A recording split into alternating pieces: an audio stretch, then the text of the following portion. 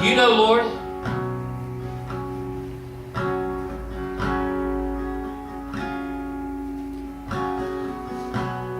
so I ask you this morning, is our address, our home, a city on the hill? Is our address, our home, that house that people says that's where them Christian people live? I know it is because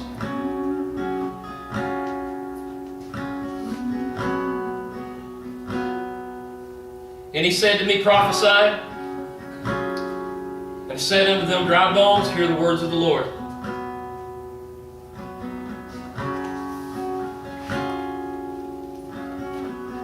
Salt that's lost its flavor, hear the words from the Lord.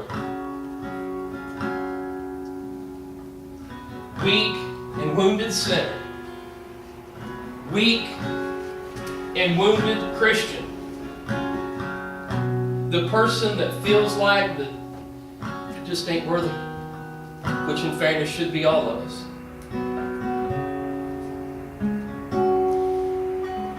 Hear the words of the Lord. Say, go to the bones, behold, I cause breath to enter into you, and you shall live.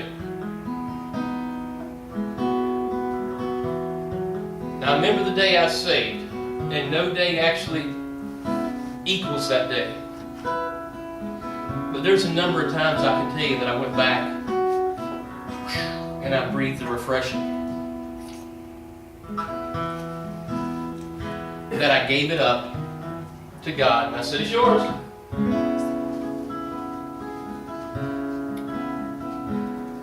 When I was just about 42, the Lord called me to preach. Well, that's an old guy to be calling to preach, right?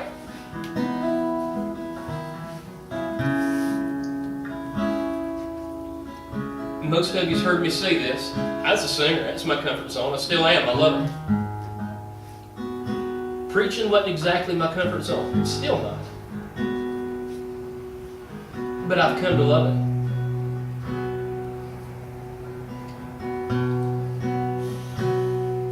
I wrestle with the fact I'm not worthy. Well, there's these preachers out there that know so much more than I do. I watch Brother Lee, and he'll stand there and he'll close his Bible, word for word for word for word for word. Like, I can't compete with that. It's all right. It's not a competition. Be the best you can be. I watch Eric up here, and Eric's charismatic and one of the most anointed men I've ever seen behind the pulpit. I'm like, Lord, I can't compete with that. It's all right. It's not a competition. And I can name many other preachers that through the years I have looked up to. But it's not a competition. And it's not a competition in your life either. Whatever our calling is, He called us to be that city on the hill. He called us to be that salt, that flavors, that savors, that preserves, that tempers. The being, the surroundings that we live in.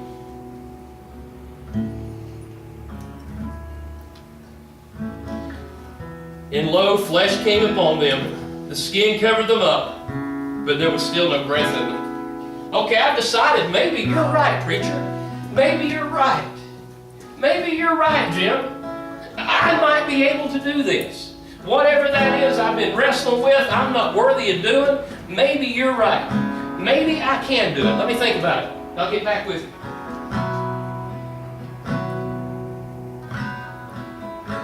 Still no breath in it, but there's flesh there.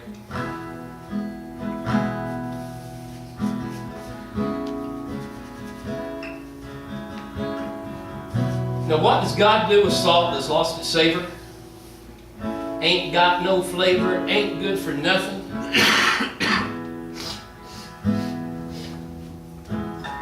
So I prophesied as He commanded me. I made up my mind. I went to God and I said, I'm going to do it your way, not mine this time. And breath came into them, and they lived, and they stood on their feet, and they were an exceedingly great army.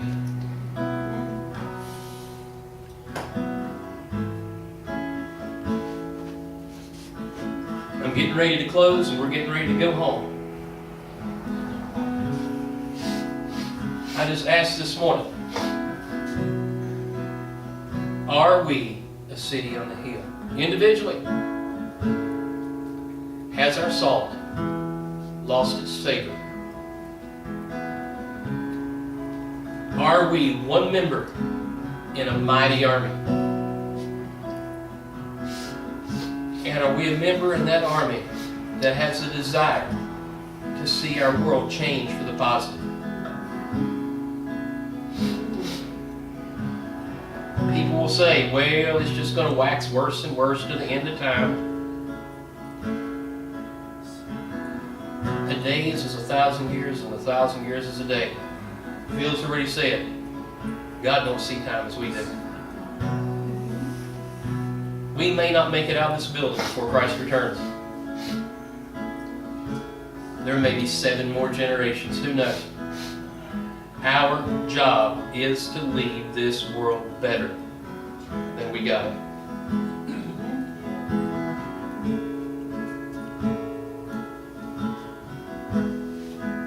Early next month, we get to combine forces with another small army. My question is, are we a willing soldier in what can be an exceedingly great army that reaches the city of Kingsport, one person at a time? That's what I've got this morning. It's always a blessing to be able to come and bring the word of the Lord and talk about feeling unworthy.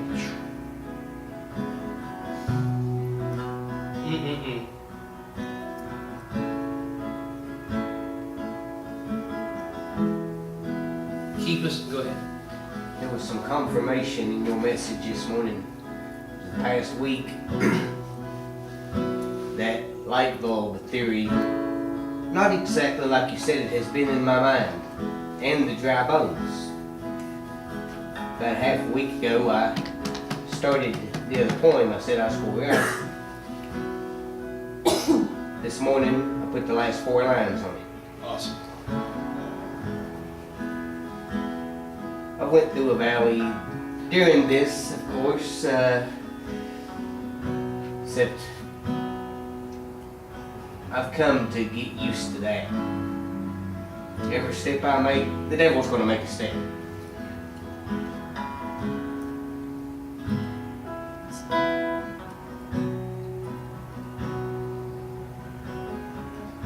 That's a fact. No doubt about it.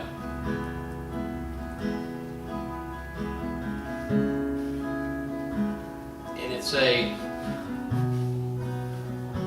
nobody ever said being a Christian person would be easy. We'd not have troubles, trials, wouldn't face battles. Amen. We live in this world. We're a part of it. We're separated people, but we're still a part of the world. We have a lot of the same battles that the rest of the world has. But we got somebody there with us. If we're willing to give it to Him. A lot of dry bones out there that need to live. Yes. Absolutely. We can make an impact as a church, but we can also make an impact as individuals. You will reach people that I don't even know. And that is everybody here. You'll reach people I don't even know.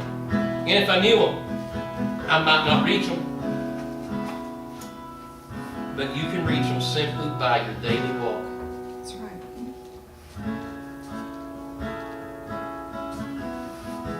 Keep us in your prayers this morning. We, as you can tell from our little get-ups, we'll be at the hospital after a while. And that is a wonderful ministry that we just tripped into. And pray that somebody will see Christ through those songs that we sing.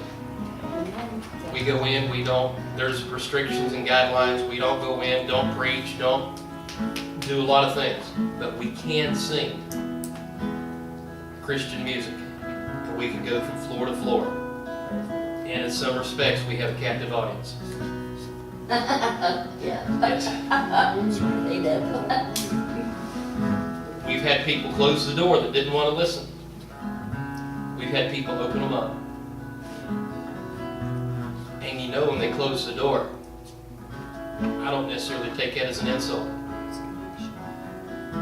Good Lord's dealing with them. And they can still hear. We got big mouths that can still hear through that door. So keep us in your prayers this afternoon.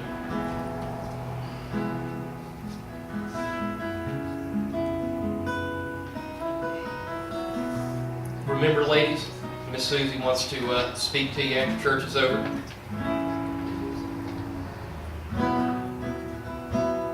Do keep enlightened in your prayers. What can we do to help? What needs to be done?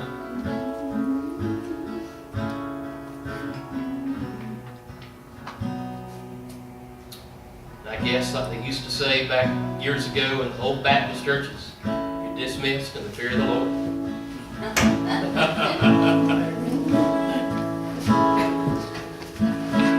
I was raised old Baptist. I would say that.